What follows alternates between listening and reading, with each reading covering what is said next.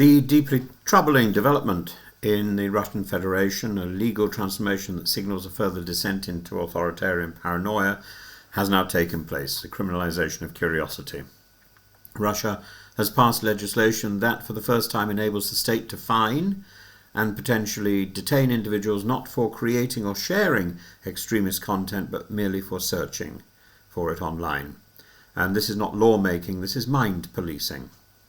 The new law, stealthily appended to a freight logistics bill, will come into effect in September. It introduces administrative penalties for those who deliberately seek and access extremist material, including by using VPNs. The VPNs themselves will not be illegal, but by looking for material through VPNs, that will be, which millions of Russians rely on VPNs to bypass state censorship. Fines will range from $65 for individuals to $12,800 for companies promoting VPNs.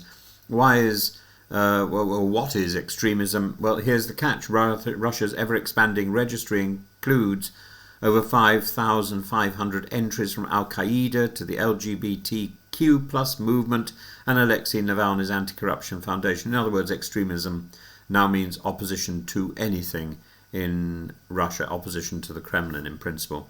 The FSB can monitor search histories remotely, especially through cooperation with platforms like Vike and data logs from telecom providers. Police will have powers to detain individuals if suspicious content is found during inspections, street checks, phone searches, data confiscation, public Wi-Fi, browser autofill, even auto-saved screenshots could be used as evidence. Even scrolling past banned content could now be framed as a punishable act.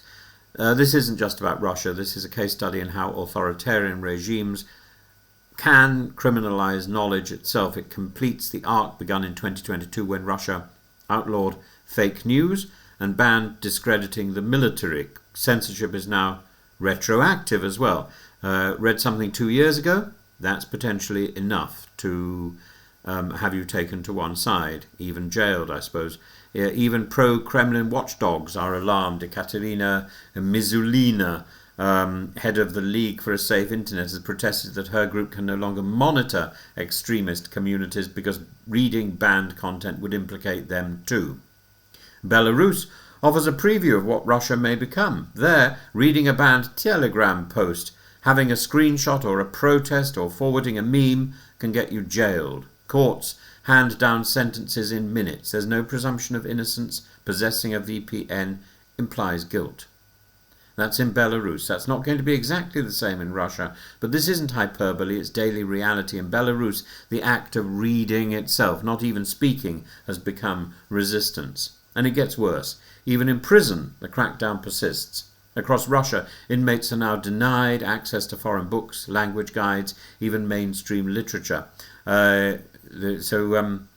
Biographies. Biographies of Ferrari was banned because Ferrari is not Russian. English grammar books, absolutely forbidden. Books with skulls on the cover, psychologically harmful. Music scores, accused of containing secret codes. Only patriotic crosswords, it seems, are now considered safe.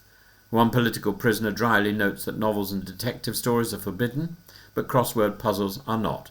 Welcome to the gulag of the absurd.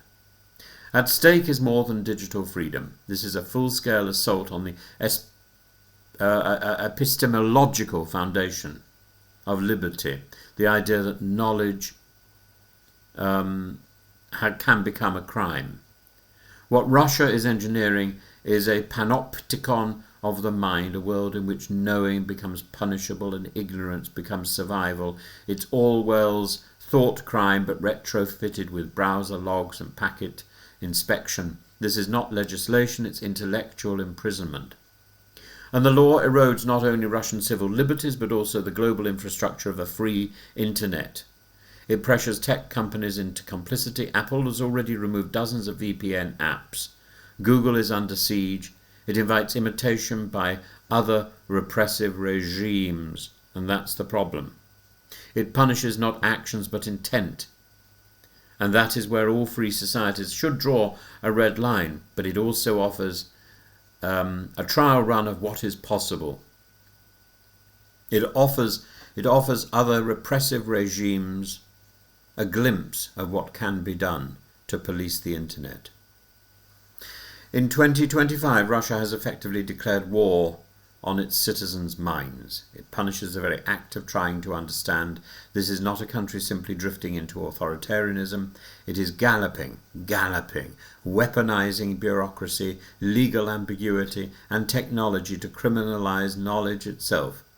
And so, reading has become resistance. Even in silence, even in prison, the quest for truth is now an act of civil disobedience.